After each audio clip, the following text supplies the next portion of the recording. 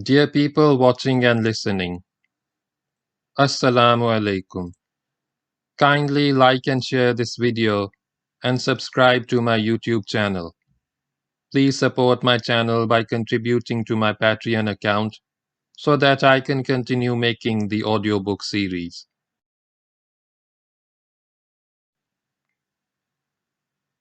This book tells in detail about the Muslim conquest of Spain under the Umayyad Caliphate from 711 AD to 718 AD. The conquest is also known as the Muslim conquest of the Iberian Peninsula or the Umayyad conquest of the Visigothic kingdom. This conquest destroyed the Visigothic kingdom and established the Umayyad wilaya of Al-Andalus. It also resulted in the expansion of the Umayyad Caliphate and the Muslim rule into Europe. Start of Chapter 2. The Torture of the Count. It was a custom of the Goths in Spain for the nobles of the land, and this included high officials and military commanders, to send their children to the royal court at Toledo. They were sent to serve the royal family and to acquire a good education at the court, the entire expense of which was borne by the government. The nobles gained favor with the king, and children, on growing up, were often married off under the arrangements of the royal household. For girls, the court would find worthy husbands and even pay the dowry. The custom was not very different to what has been the practice in European royal families up to our time, of young pages and ladies in waiting coming from the best families to serve at court. Count Julian also followed this custom. He had a young and beautiful daughter, innocent and unspoiled, whom he loved dearly. Wishing for nothing more than her own good, he sent her to Toledo to be brought up and educated in the princely ways of the royal court. According to some Western historians, Julian's wife was a Gothic princess, daughter of King Witiza of Spain, who had died just before this history begins. Though Muslim historians have said nothing about this princess, this could be true, seeing that a large number of Gothic girls chose Arab and Berber husbands over the next many generations. The name of the girl has been given by Western historians as Florinda and by Muslim historians as CANVA. She could have had both names.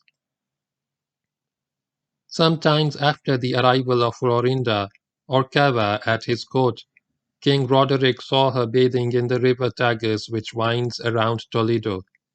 He was dazzled by her naked beauty. Overcome by desire, he determined to possess her at any cost.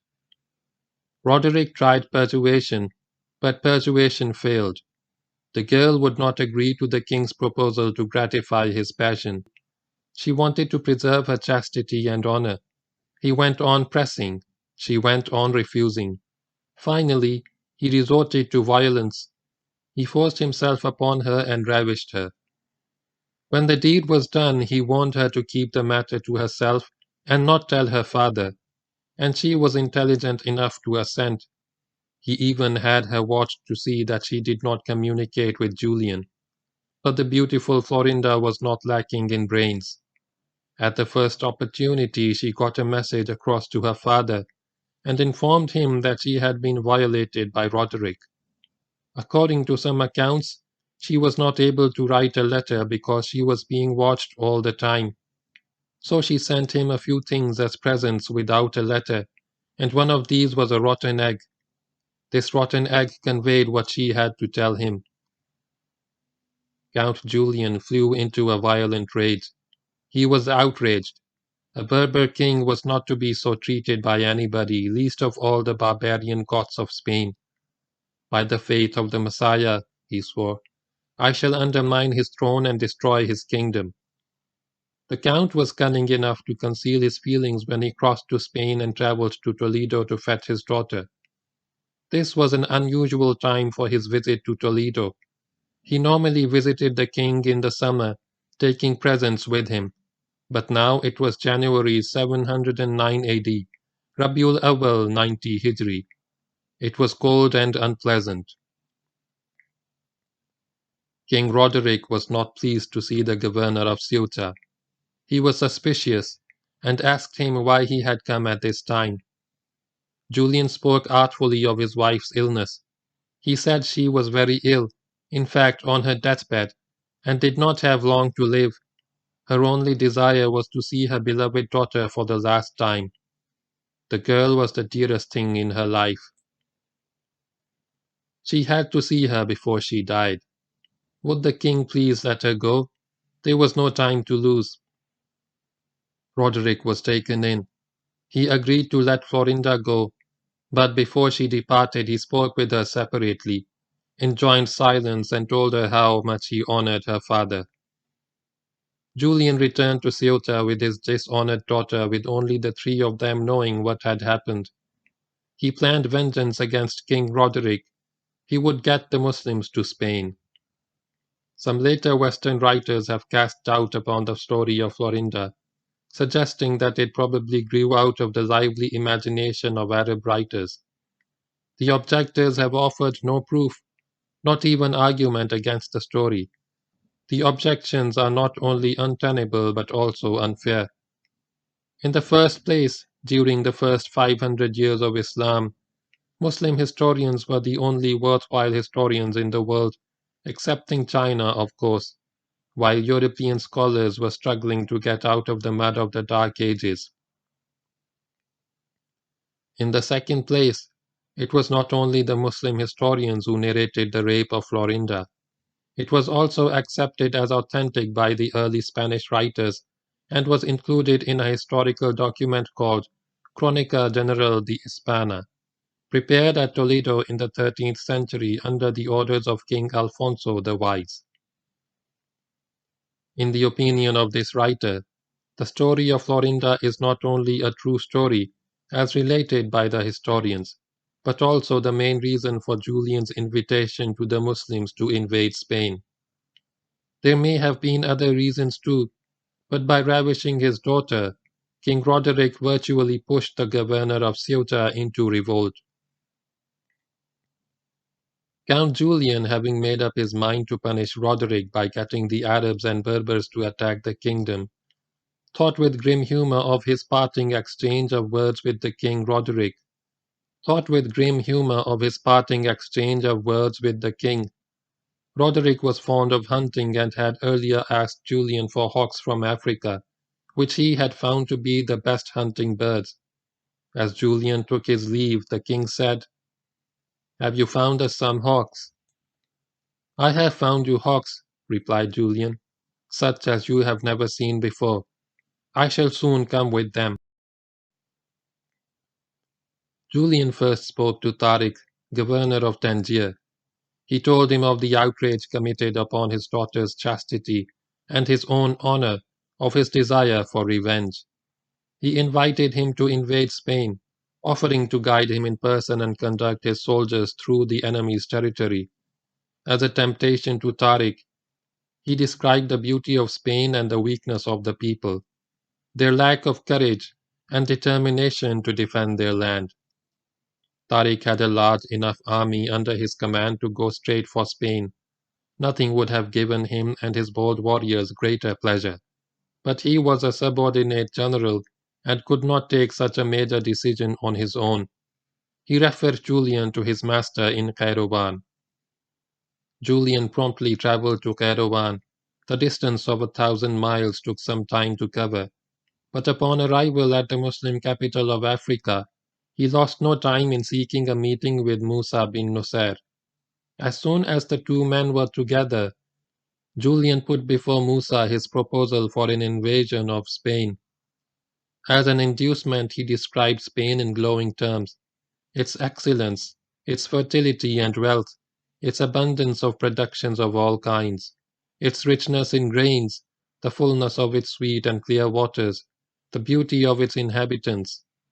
To assure the Muslim commander-in-chief of the ease of the task, Julian outlined the condition of the men of Spain, weakened by internal strife and enervated by luxurious living, without weapons and without courage. He was exaggerating the last part, of course, but he put it across most eloquently. Julian would himself act as guide to the Muslims in the crossing of the strait and also within Spain. He would provide the vessels needed for transporting the Muslim army to Spain. Julian owned 4 large boats which plied the strait regularly for ferrying men and goods between the continents. Julian would put them at the disposal of the Muslims and even provide the crews. It was a tempting picture that Julian drew, and since there were no more conquests left in North Africa, it offered another opening for the Holy War, another land for Musa to conquer for Islam. But he had to be sure that Julian was being sincere in his offer, that he was not trying to draw the Muslims into a trap. "We do not doubt what you say," said Musa to Julian, "and we do not doubt you personally. However, we hesitate to put the Muslims in peril in a land which they do not know.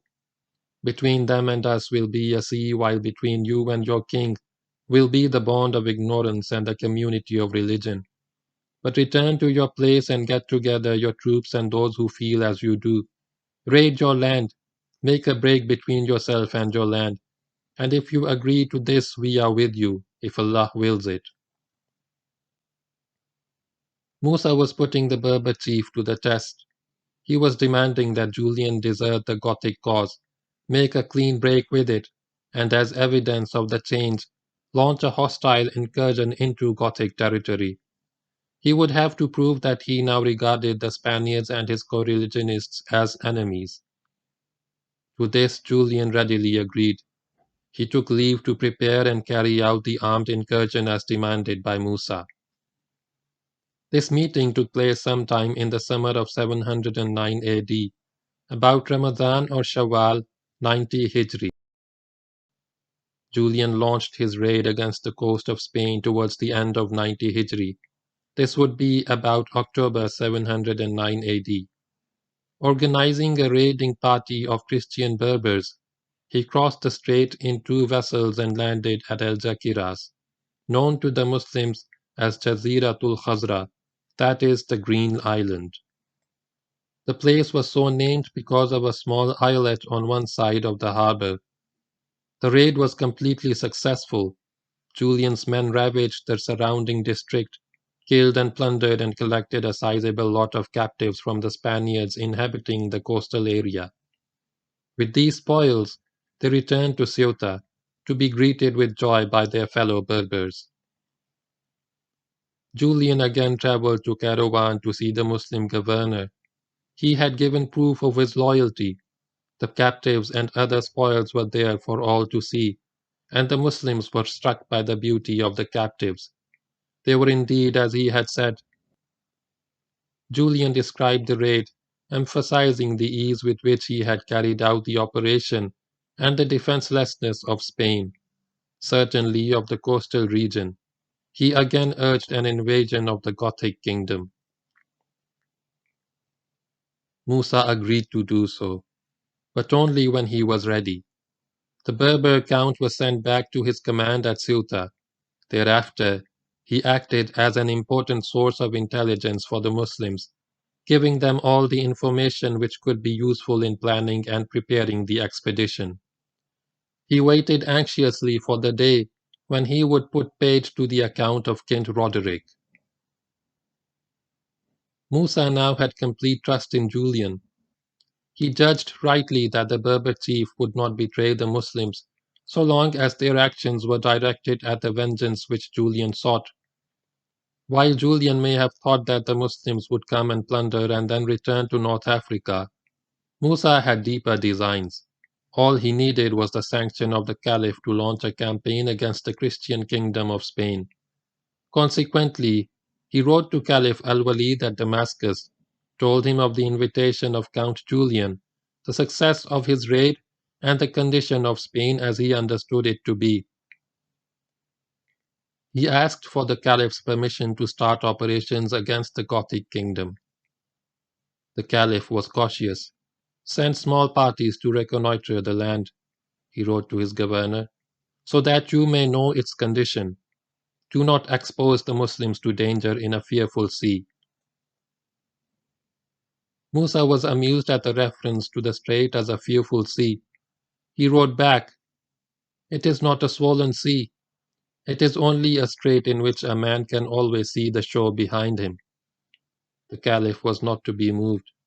"Even if it be so," he wrote to Musa, "no harm is done by reconnaissance before plunging into it."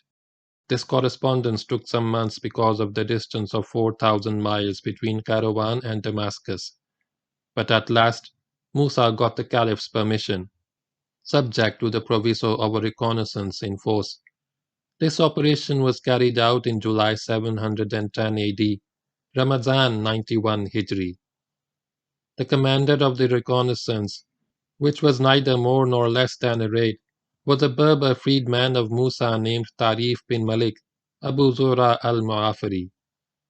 He took a force of 400 Berbers, of whom 100 were mounted, in Count Julian's 4 boats and landed at a point on the Spanish coast, now known as Tarifa after this raider. He remained near the coast for a few days, striking left and right, and got as far as El Jarkiras, 20 miles away. Then he returned to the African coast laden with spoils and accompanied by many captives. Once again, the Muslims marveled at the beauty of the Spanish people. Once again, Musa found evidence of Spain's vulnerability to attack. There would be no more reconnaissances. The stage was set for the Muslim invasion of Spain, but a good deal of time would be required for the preparation of the expeditionary force and for mounting the operation before the actual crossing could be effected. Nothing more could be done this year, 91 Hijri, which ended on October 28, 710 AD. Mention has been made of 2 Berber officers in these 2 chapters, Tariq and Tarif, both fine, gallant commanders.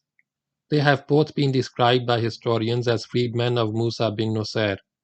In other words, they had been slaves of Musa, but had been given their freedom. This needs explanation, lest the reader go away with the impression that they were ordinary slaves bought in a slave market, lucky enough to win their freedom, luckier still to rise to high military office. In those days, warriors taken captive in war were regarded as slaves. 4/5 of their number were distributed among the victorious soldiers as their share of the spoils. 1/5 of their number, the share of the spoils which according to Quranic law belonged to the state, were sent to Damascus where they were sold in the slave market. But these captives could also be held to ransom by the enemy, either against direct cash payment or in exchange for Muslim captives in enemies' hands. A warrior captive slave was usually a highly prized individual. While no historian has told us how these 2 men became slaves of Musa, it is evident that they were captured in battle while Musa was fighting the Berbers during his campaign in Africa and on his march to the Maghrib, where the 2 of them belonged. They fell to Musa's lot. Both accepted Islam. Seeing the high quality of his captive slaves, Musa let them free and appointed them as officers in his army, to command Berber contingents which were also formed of freed captive slaves who converted to Islam. Thus Tariq led the advance guard of the Muslims to Tangier and captured that port city. There may be other explanations, but it is obvious that they were not slaves in the normal sense of the word. Tariq and Tarif were both well-born Berbers from the Maghrib, veteran soldiers experienced in war. Men like Tariq and Tarif were not to be found in slave markets. We are even told that the descendants of Tariq settled in Spain vehemently rejected any suggestion that their ancestor had been a slave of Musa. The reader will get to know Tariq better in the chapters that follow, but Tarif appears only briefly in the Battle of Barbet, whereafter he is not mentioned anymore in the accounts of the conquest of Spain. He was probably there but did not distinguish himself sufficiently to attract the attention of historians. His name does, however, reappear in history 30 years later. When the Berber tribes of the Maghrib revolted against Arab rule under Maysara, Tarif was with Maysara. The civil war that followed cost thousands of Muslim lives before it ended, and even disturbed Muslim unity in Spain. When Maysara was killed, Tarif was chosen by the Berber tribe of Bergawata as its chief, and became the ancestor of a long line of chiefs or kings, as some historians call them. Before we go further with the invasion of Spain by the Muslims, it would be useful to describe briefly the geography of the land. This would help the reader in following the various operations which constitute the conquest of the country.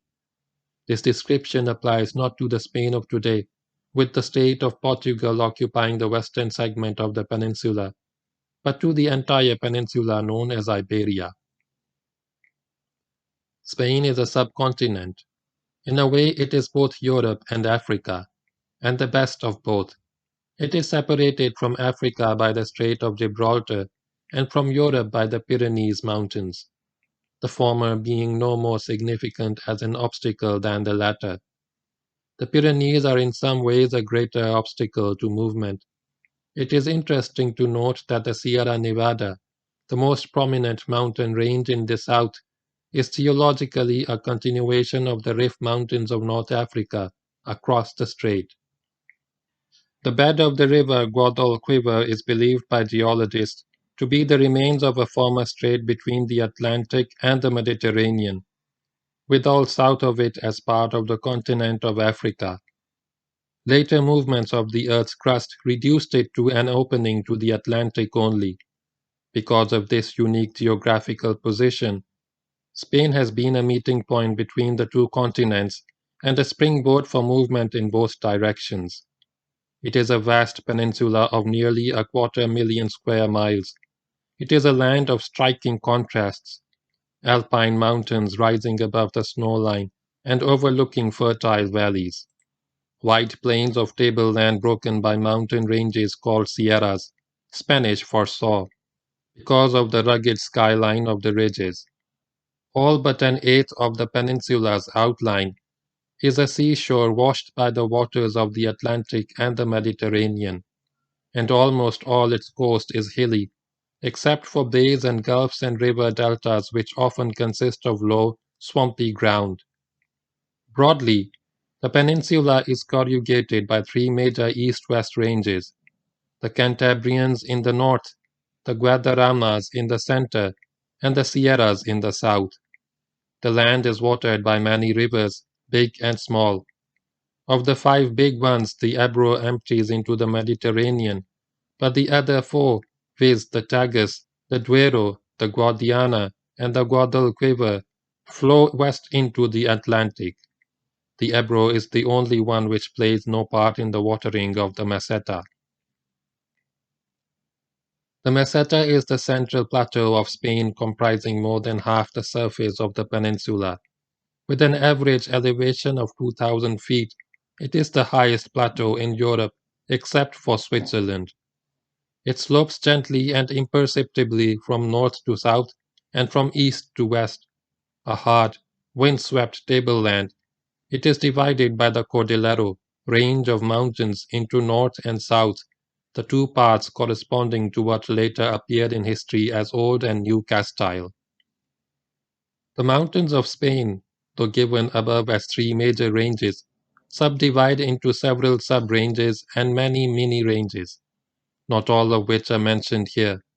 The major ones are described below in a few words. The Cantabrians are the northern west, hanging over the coastline of the Cantabrian Sea.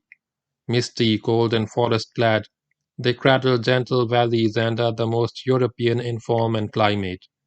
The Pyrenees are an easterly extension of the Cantabrians, a massif of granite rock which peaks over 11,000 feet and an average height greater than the Alps. They run like a high crenellated wall for 280 miles from the Bay of Biscay to the northwestern corner of the Mediterranean. They too contain within their bosom curving valleys and green pastures. In the center of the peninsula runs the range of mountains called the Iberian System, from the Atlantic coast near Lisbon to north and northeast of Madrid and onwards towards Catalonia in the northeast of the peninsula. There are several sierras in this range with gaps separating their ends. The most beautiful is the Sierra de Guadarrama, a corruption of the Arabic word Wadiur Ramal, the valley of sand, a river from which the mountains take their name. In the south is the valley of the Guadalquivir, known in Roman times as Betis, which separates the Sierra Morena to its north from the Sierra Nevado to its south. The latter contains the highest crests in the peninsula, rising to over 11,000 feet. It slopes gradually to south and southeast and has deep transverse valleys on both flanks. This was the mountain range destined to see the longest Muslim rule in Spain and witness its tragic end in the fall of Granada. There are other hilly areas in the peninsula, like the Galician and the Portuguese ledges in the west and several smaller sierras. These are not, however, important enough to this history to deserve special mention. There are other hilly areas in the peninsula, like the Galician and Portuguese ledges in the west and several smaller sierras. The most important part of Spain, from our point of view, is the southern region, known today as Andalusia. It stretches from the Atlantic in the west to the Mediterranean in the east and comprises 1/4 of the peninsula. This region of bright sunshine and ample water nourishes the most fertile soil, especially the broad valley of the Guadalquivir. Except for this valley, most of the region is hilly, but even the hilly areas contain deep valleys with rich soil. It was the beautiful coastal zone of this region which attracted the earliest settlers and witnessed the earliest civilization of Spain. It was to become the real typical Muslim Spain.